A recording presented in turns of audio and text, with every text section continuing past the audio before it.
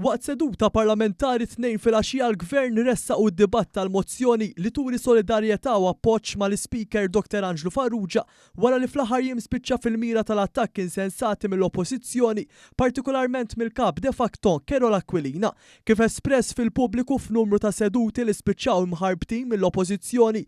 Id-deputat tal-fera estremista saħansitra għajjar lill-President tal-ogħla istituzzjoni fil-pajjiż bħala oxxen u li bla moħħ waqt li bl-arroganza kollha ukoll sfidah li jekk kritikeċċih kellu jagħmel dan bil-pulizija. Kif sfela aktar kmieni fil-ġurnata One News il-Grupp Parlamentari Nazzjonalista għamel bojkott fuq is-seduta u telaq il-barra bi protesta qabel biss bdiet id-diskussjoni fuq tali mozzjoni. Fosthom anke d-deputat Speaker David Aġus li kien se jmexxi s-seduta u allura wkoll naqas mid-dmirijiet tiegħu f'din il-kariga.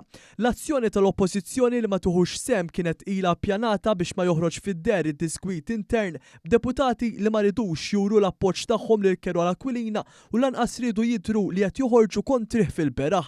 Bekk l-ebda deputat tal-Oppożizzjoni la kien se jfuh u lanqas jintem mal-fera estremista li llum tmexxi il-Partit Nazzjonalista.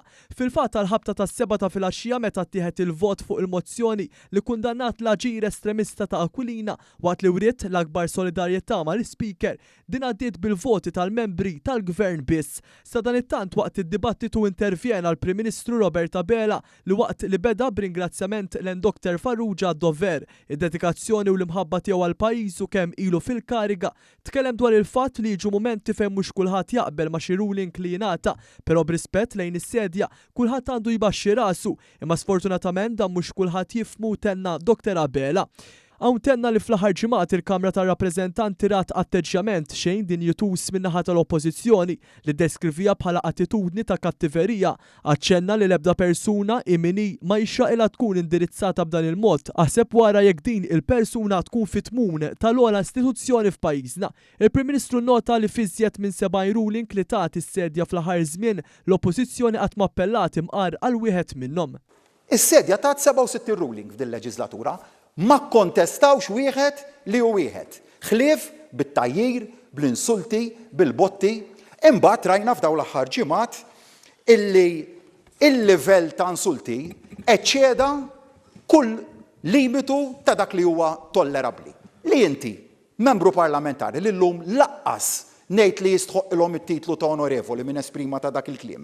L-sedja jgħidilha li joxxena jew jgħidilha li messa tiġi tpoġġi ma' din id-naħa tal-Kamra, jew l-ar frażi li smajt ngħidlu l-onorevoli minn Dr. Kerol Aquilina kienet illi jakkuża lis-sedja bil-kliem niddubita kemm taf taħseb. Dan huwa kliem, Sur President, illi ġo din il-Kamra m'għandu l-ebda post. Fid-diskors tiegħu il-Prim Ministru semma kif numru ta' persuni miż-żewġ naħat tal-Kamra spiċċaw vittmi tal-fazzjoni estremista tal-Partit Nazzjonalista għax dejjem jaraw kif se jkissru lil min ma jaqbilx magħhom. Eżempju ta' dan semma wkoll l-ar attakk li seta' jagħmel il-Partit Nazzjonalista fuq il-ġudikatura ta' pajjiżna fl-aħħar jiem. Dr. Bela sostna li hemm numru ta' deputati mill-Oppożizzjoni li esprimew id-diskuss tagħhom lejn dawn l-attakki avolja bħalissa jinsabu f'kantuniera ma jafux se jagħmlu. Tenna li ċensura qed jagħmilha Kerol Aquilina fuq deputati l-oħrajn u jkollhom jagħmlu dak li jgħidulhom hu.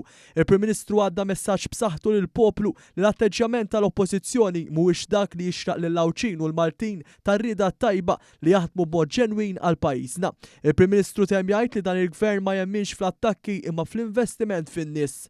Nemnu fl-imbuttar il-qudiem tal-ġid soċjali f'dan il-pajjiż tal-investimenti li qegħdin nagħmlu fis-soċjal, fis-saħħa, fil-qasam tal-enerġija rinnovabbli, fil-qasam tal-edukazzjoni, fl-inżommu il-kontijiet tad-dawl baxxi u li ma jitilgħux il-prezzijiet tagħhom, li nkomplu nsaħħu l-kontijiet, li nkomplu nsaħħu Children's Allowance, li fuq kollox inkomplu ntejbu il-kwalità tal-ħajja tal-poplu tagħna, dik fi żgur ma tiġix billi nipparteċipaw f'xi attakki personali u għalhekk nagħlaq billi nerġa' nesprimi s-solidarjetà sħiħa lejn l-Speaker Angelo Farrugia u nawguralu li jibqa' għaddej il-qudiem bil-ħidma tajba tiegħu. Grazzi, Sur President.